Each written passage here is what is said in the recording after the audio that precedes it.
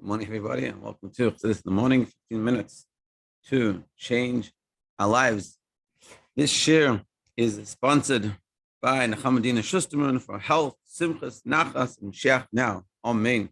And by Rivka Silverman for Akiva, Nechemia, ben Rivka Shulamis. Thank you very much for the sponsorship, making this share happen. Okay, so continuing on in the maamer. As we said yesterday, we're going to talk about the contrast between Matan Torah and Purim. So let's jump into it. So remember, we're saying we had these 5 questions or 4 questions. Why did it say the usual command? We already answered that. We said that's Moshe commanding, that's Moshe connecting. I should bring it to you. Shem Zach, why does it say crushed? To the luminary, not to lights.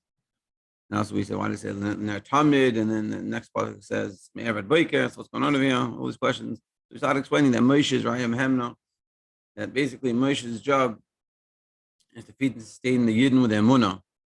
And really we said that Moshe is like the head and we're like the feet. That through Moshe helping us with our munah, making the pnimius, it affects him.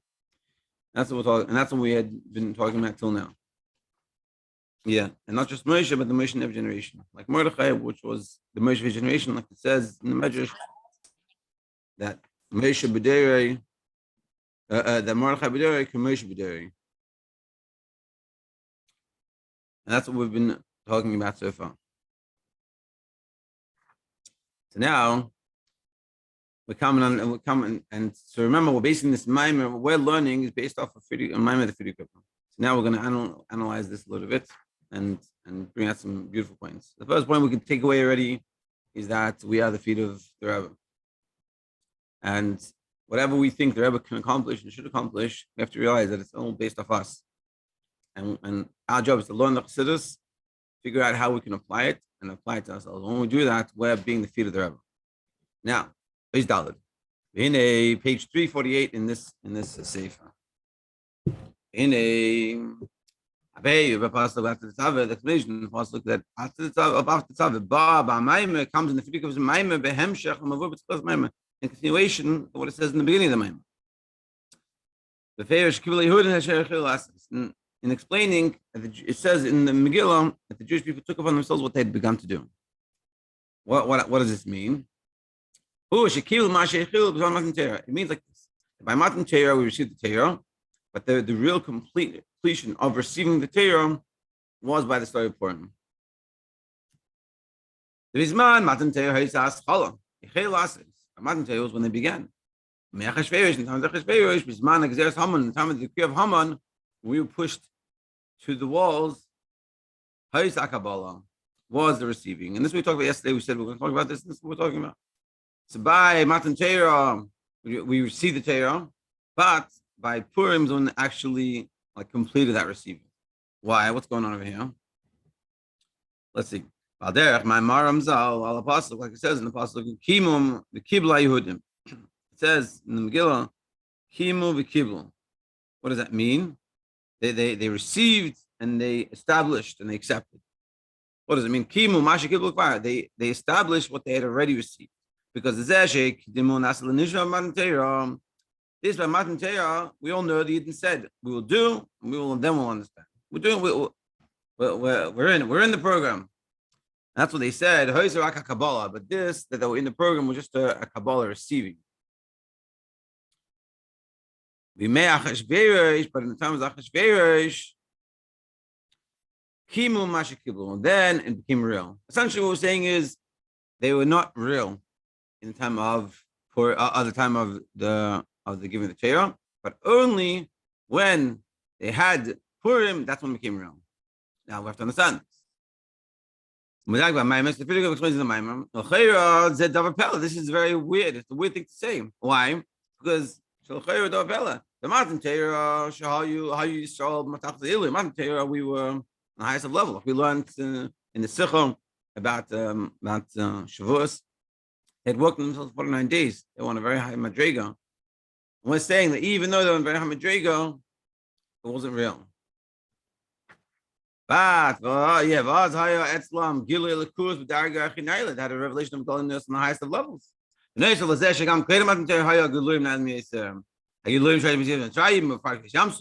they already had these great revelations of godliness. The 10 plagues, they were connected, they were seeing godliness on crazy levels. And even greater level was Matan Torah. But in contrast, when was how good were we? How many miracles were happening? How great revelation godliness was? It was on the ultimate opposite.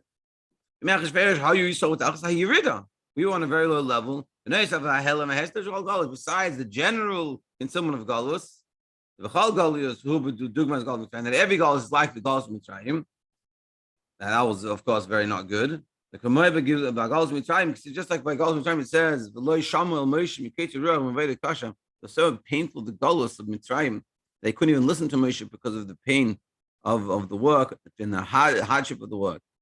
So that's a really bad Galus. All Galus is like this. That their Galus has challenges of doing Torah mitzvahs. So hine as bizman gezer Haman, and then the time of the gezer of Haman, it was even more of a concealment than general Galus. Galus was saying B'chlal is not good, and there's a concealment in Torah mitzvahs, and concealment in general. But by the time of Purim, it was even worse. But nevertheless, what are we saying? We were on the highest of levels. We were great. It was like a girl in seminary that's learning and steiging and connected. That's only beginning. Like we say, they began to do.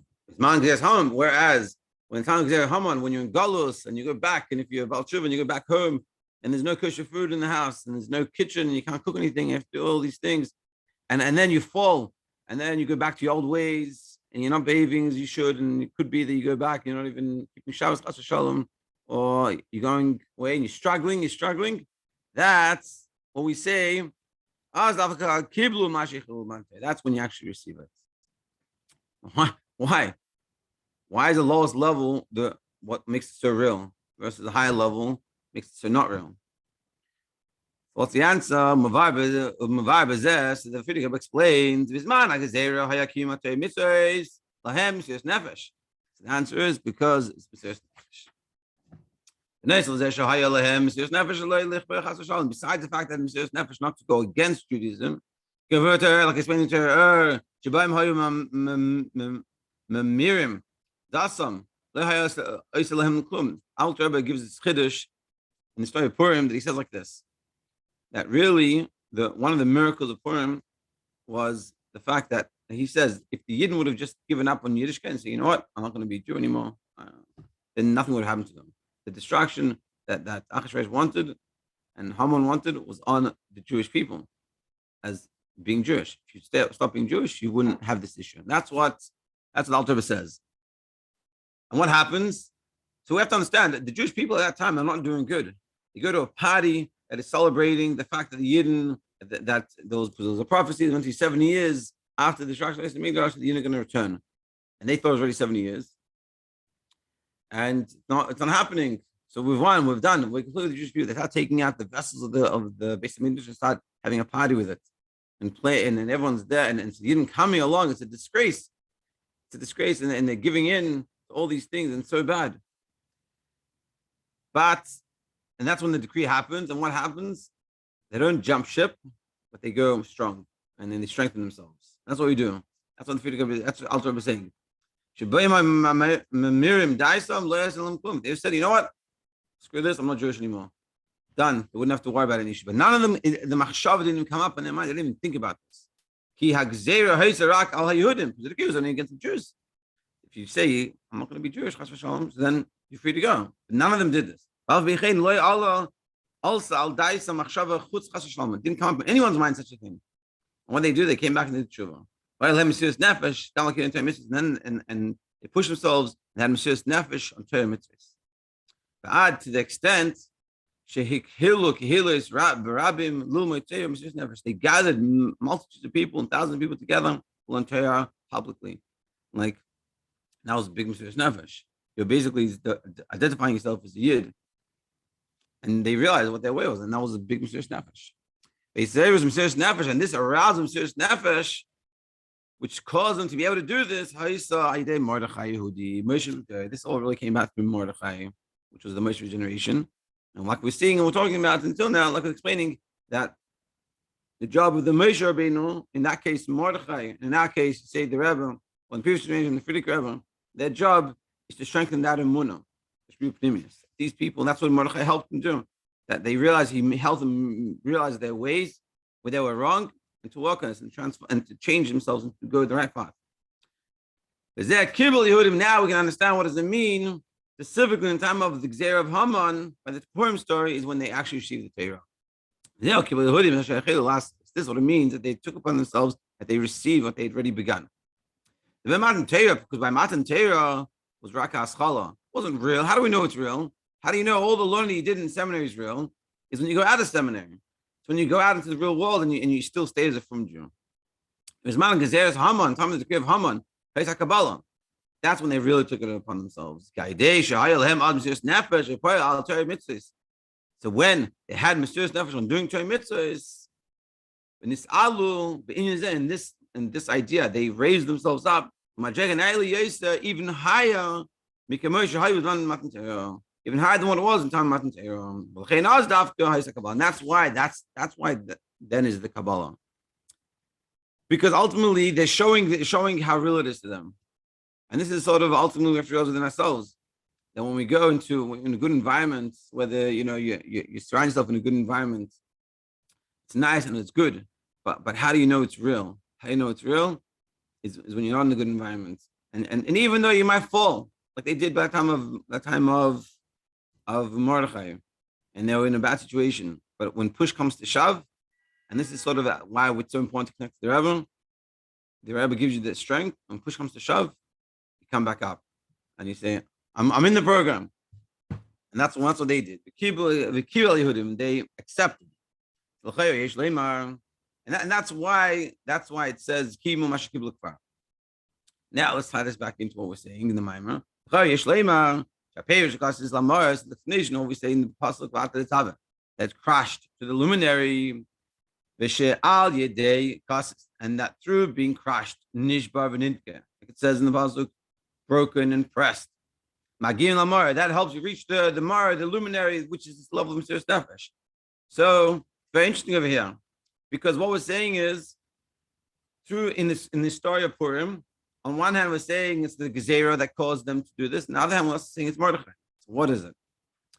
So who bear Gezerah davka bol Mesiras Nefesh b'ofen eliyasem. What we're saying is the Gezerah, the decree of Haman, is what caused them to have this Mesiras Nefesh. Mesiras Nefesh he mitzad etzem and Nechama. Why? Because Mesiras Nefesh comes from the essence of the soul. Shlomayel Megillah is even above any revelation, and they tap into that call. That essential core that we have, which is called Mesiras Nefesh, which means we're totally with the program. We're all with the program. It's just what's revealed is something different. But in essence, we're all with the program. Maamer, the luminary. This is the luminary. That's why I say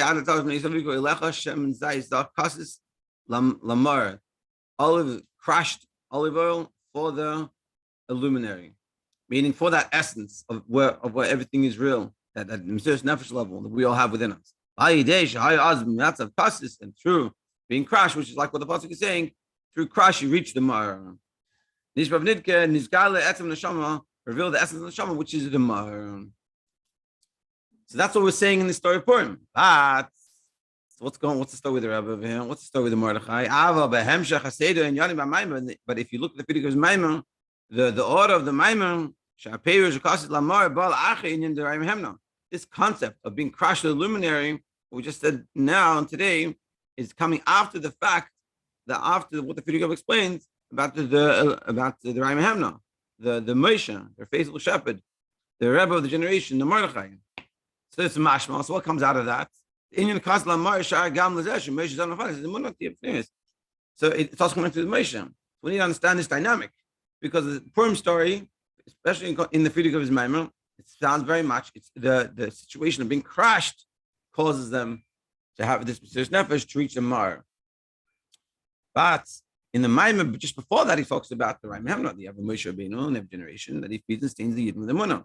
It gives that ability that we have this strength. So what's this dynamic of play? Is it the being crushed of Galus, or is it the Moshe giving us the ability with the Munah B'Pnimius? So what is going on here?